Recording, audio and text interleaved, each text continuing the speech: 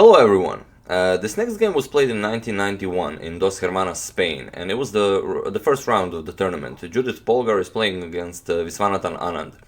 And both Polgar and Anand had a disastrous tournament. They only got 3.5 out of 9 points. The tournament was won by Adams, and I think Kramnik and Topalov followed. But that tournament did produce this great game, and a lot of people consider Judit Polgar to be the greatest female chess player to ever live, as she defeated an international master when she was 10 years old, and she defeated her first grandmaster when she was 11. And she got her grandmaster title at 15 years of age, 15 years and 4 months. So even before Bobby Fischer, so she was the youngest grandmaster ever to hold the title. So definitely a great chess player. And I'm interested if you agree with this claim that Judit Polgar is the greatest female chess player ever, or do you think maybe Ho Yifan or someone else is better at the moment than she ever was? But okay, let's see the game. Judit Polgar is white and Anand is black. We have e4, c5, the Sicilian defense, knight to f3, d6, d4, c captures on d4, knight captures on d4, knight to f6, knight to c3, and a6, the knight of variation. And bishop to e3. We have e6 by Anand, and there's a saying, when black plays e6 in the Sicilian, play g4. And Judit Polgar does. She plays g4, the Hungarian attack. We have e5 by Anand, and now knight to f5. And it isn't considered good to capture this knight with the bishop, as this position will become crazy and opened up, and well, bishops will be much better than knights in positions like this. So Anand plays g6, attacking the knight, but Judit Polgar doesn't go back with the knight. She plays g5 instead, attacking Anand's f6 knight. So Anand captures the knight, g captures on f5, and instead of capturing the knight, Judit Polgar now plays e captures on f6. And well, this is a known line, and there are all sorts of ideas in this attack. So Anand doesn't defend the knight. He plays d5, because if he were to defend the knight can't really go anywhere. He can't go here, here, or here. Well, he definitely doesn't want to go back to where he came from. So if something like knight to d7, then simply queen to h5, and this is beautiful for white, as a lot of ideas are possible. Even f6 and then completely blocking black's position, and even ideas like g6 are possible. So after e captures on f5, Anand decided to play d5, now threatening d4 to attack the knight and the bishop. And Judit Polgar plays queen to f3. We have d4, and now queenside castle. Now the knight or the bishop cannot be captured yet, so Anand plays knight b to d7. And well, now both knight and the bishop are able to be captured. So Polgar plays bishop to d2, not capturing the knight again, because if g captures on f6, then simply d captures on c3, and black's attack would happen much faster, and black is much better in this position. So after knight b to d6, we have bishop to d2, Anand captures, d captures on c3, and bishop captures on c3. Bishop to g7. And now again, not capturing the knight, but Judit plays rook to g1. And now if this knight would be captured on the next move, it would be really hard for Anand to castle. So Anand decides to do it right away, and well, finally part with this f6 knight. So Judit plays g captures on f6, queen captures on f6, and now queen to e3. And this queen to e3 is preparing f4. But f4 is the idea, but there is also a more significant threat in this position.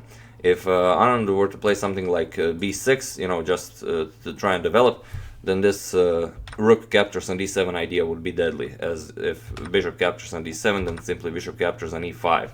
And this is completely winning for white. The bishop cannot be captured. If the bishop is captured, well, then simply queen captures on e5, and this bishop is pinned from the rook on g1. So after this queen to e3 move, Anand plays king to h8. Now this idea is no longer possible, but he does have to allow f4, so Judit plays at f4. We have queen to b6, queen to g3, now threatening checkmate on g7, so Anand has to go back and defend. Queen to h6, and rook to d6, now offering a full rook, but this is, well, this rook can be captured as mate follows on g7. So f6, and this is a fierce attack, and all of white's pieces are eyeing that g7 and the king, but f6 is a good move, and Anand defends correctly, and well, black is okay here. We have bishop back to d2, and this bishop to d2, this is the strongest move, and Judith finds it. So Anand has to play e4, he cannot allow this f to capture on e5. So Judith develops bishop to c4, we have b5, and now bishop to e6, attacking that knight twice, rook to a7 defending, rook to c6, going for a more active square with the rook, a5, and now bishop to e3, now attacking this rook on a7 again.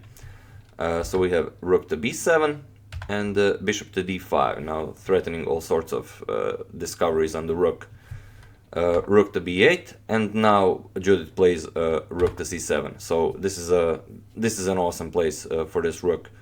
b4 by Anand, b3, and rook to b5. Now attacking that bishop on d5, and bishop to c6. And this is, well, it was really hard for Anand's rook to survive this, and well, now he got caught.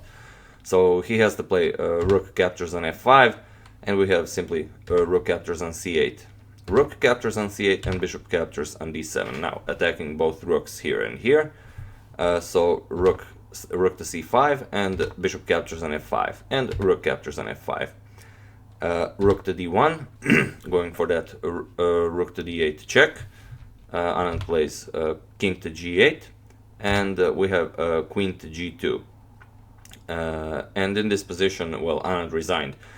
Because well, Anand played king to f8, but he touched the king and he wanted to play king to f8, but then he didn't, and he just well, resigned the game.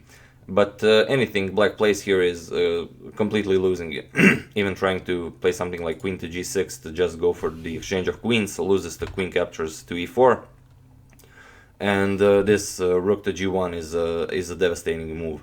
It's impossible to defend from this. If something like h6, a rook to g1, queen to h5, and now this is forcing queen to a8 check, king to h7, and queen to a7, and there is no way to defend this bishop. So yeah, like I said, both of them had a pretty disastrous tournament, only 3.5 out of 9 points, and but we did get to see this game, how Judit Polgar crushes Viswanathan Anand, who was somewhat older than her when this game was played, I think 6 years, although I'm not sure. And yeah, definitely a great game. And Anand isn't the only, well, he wasn't world champion then, but Anand isn't the only world champion Judit Polgar defeated. I mean, I'm pretty sure there is no one Judit Polgar hasn't defeated. So yeah, like I said in the beginning of the video, I'm interested, what do you think? Is Judit Polgar the greatest female chess player ever? If so, do share in the comments, and as usual, you can check 2 of my previous videos here. And that's it. Thank you all for watching, and I'll see you soon.